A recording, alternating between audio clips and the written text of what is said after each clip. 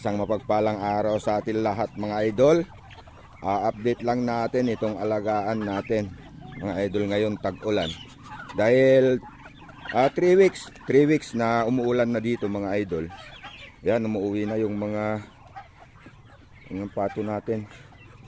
Narinig na ulit tayo mga idol. Yan, ganito mga idol yung sitwasyon ng ating alagaan pag ganitong tag-ulan.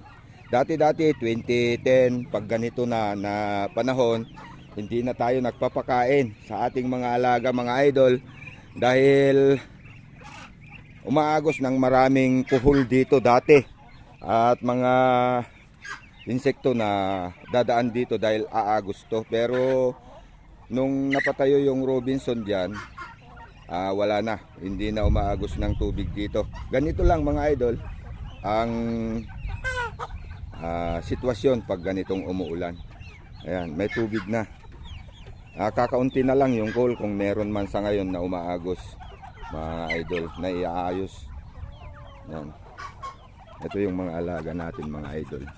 At hindi tayo makabilad-bilad ngayon ng pagkain nila.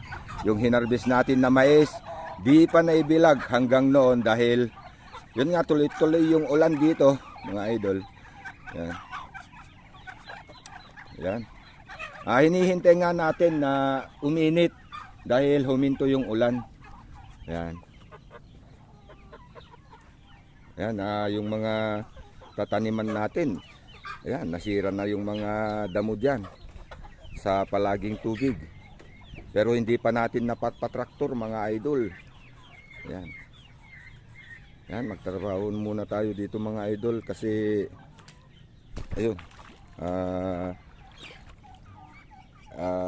Ngayon at hindi umulan.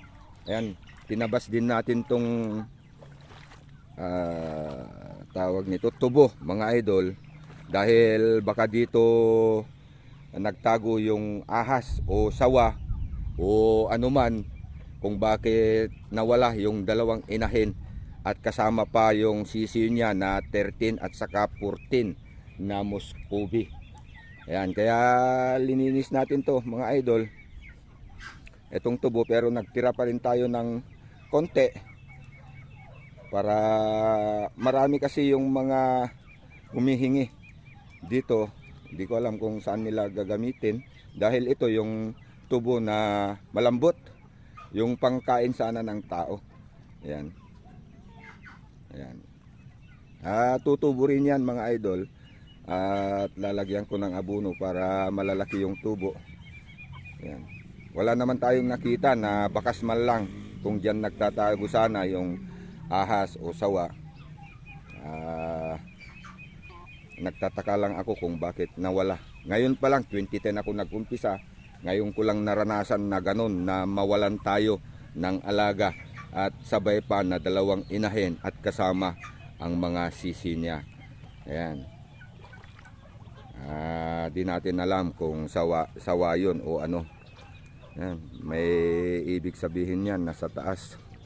Pag dumami sila dyan sa taas, sisiguraduhin natin tutuloy pa rin tong ulan mga idol. Lalaki pang tubig. Ayan. Mga idol. At ayun, umaambon na naman mga idol. Kita sa umaambon na ulit. Wala, hindi pa rin tayo makabilad. At maghihintay tayo na iinit para maibilid natin yung inihahanda natin na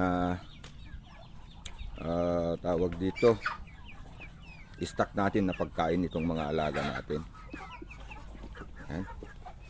Hintayin lang natin mga idol na mag-init ng konti. Ayun, marami silang makakain ngayon mga idol kasi lumalabas ang mga linta dyan sa ngayon. Kumakain yung mga alaga natin, saka mga itong mga dahon na nahuhulog sa ilalim niyan, sigurado maraming insekto na kakainin ng ating mga alaga. Ayan. Ayan mga idol, silong muna tayo. Lumakas na yung ulan.